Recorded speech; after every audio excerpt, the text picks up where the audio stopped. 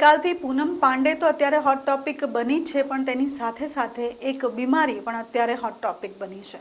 કાલથી ચર્ચામાં રહેલી આ બીમારી, જેનું નામ છે સર્વાઇકલ કેન્સર, તેના વિશે ગઈકાલથી સોશિયલ મીડિયા ઉપર અને ન્યૂઝપેપર્સ પર પાનાઓ ભરી ભરીને અને વિડીયોઝ ભરી ભરીને સોશિયલ મીડિયા ચાલી રહ્યું છે.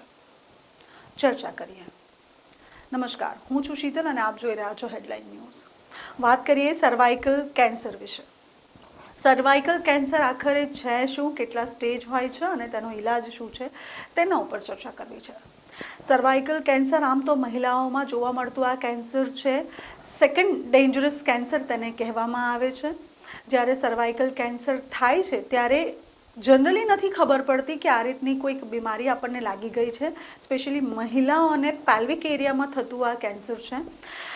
જ્યારે આ કેન્સરની શરૂઆત થાય છે તેના તકરીબન 7 થી 8 વર્ષની અંદર ખબર પડે છે કે એક્ઝેક્ટ આ કેન્સર થઈ રહ્યું છે. એને રોકવામાં જો શરૂઆતમાં જ આવે, થોડા હાઇજીન ફેક્ટર્સને ધ્યાનમાં રાખવામાં આવે તો આ કેન્સરને રોકાઈ પણ શકાય છે. પણ શરૂઆતી મામલામાં આ કેન્સર ખબર નથી પડતી. એના નાના મોટા ટર્મ્સ કન્ડિશન અને નાના મોટા જે ઇફેક્ટ્સ છે તે દેખાય છે, પણ આમતોર પર મહિલાઓ તેને અવોઇડ કરતી હોય છે.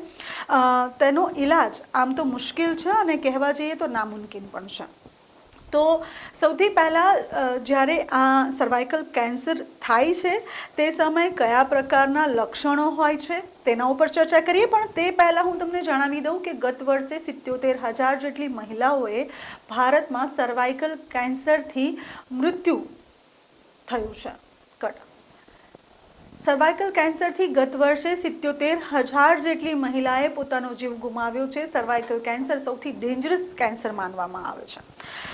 તો સૌથી પહેલાં આના જે લક્ષણો છે તેના વિશે વાત કરીએ તો ગર્ભાશયના નીચેના ભાગમાં સર્વાઇકલ કેન્સર થતું હોય છે. તે ઇન્ફેક્શનના કારણે થતું હોય છે. મહિલાઓમાં જોવા મળતું સૌથી ખરાબ આ કેન્સર છે. HPVના ઇન્ફેક્શનને કારણે આ કેન્સર થઈ શકે છે. તેની સાથે જેમ જેમ સ્ટેજ વધતો જાય તેમ તેમ તેના લક્ષણો જે છે તે બદલાતા હોય છે. હવે કયા પ્રકારના લક્ષણો હોય છે તેના પર પણ થોડીક ચર્ચા કરી લઈએ કે પેલ્વિક એરિયામાં ઘણી વખત પેઇન થતું હોય. આ જે સ્ટાર્ટિંગ પીરિયડ હોય ત્યારે પેલ્વિક એરિયામાં દર્દ મહેસૂસ થતું હોય છે.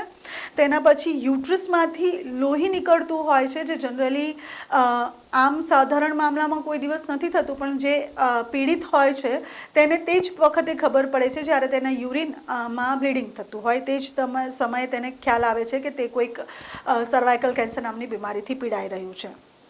તેની સાથે મહિલાઓ જેમને મોનોપોઝ થઈ જાય છે, મોનોપોઝ પછી પણ જ્યારે તમને બ્લીડિંગ થતું રહે ત્યારે સમજી જવું કે તમે સર્વાઇકલ કેન્સર નામની બીમારીથી પીડિત છો. તેની સાથે વ્હાઇટ ડિસ્ચાર્જ વધુ પડતું થાય ત્યારે પણ ડૉક્ટરને ચેકઅપ કરાવવું ખૂબ જરૂરી બને છે.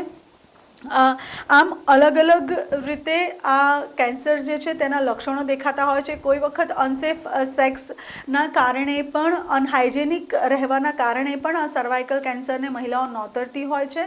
આ એક ખૂબ જ ડેન્જરસ કેન્સર છે અને તેની કોઈ અત્યાર સુધી દવા નથી બની. એટલા માટે મહિલાઓને જાગૃત થઈ જવું જોઈએ અને પોતાના હેલ્થ ઉપર ધ્યાન રાખવું જોઈએ. દરેક મહિલાઓ જે વર્કિંગ છે તેઓમાં આ વધુ પ્રમાણમાં જોવા મળે, કારણ કે જે વર્કિંગ મહિલાઓ છે તેઓ ઓફિસમાં કે બહાર ટ્રાવેલ કરતી હોય તે સમયે તેમને જનરલ ટોયલેટ્સના યુઝ કરવા પડતા હોય છે.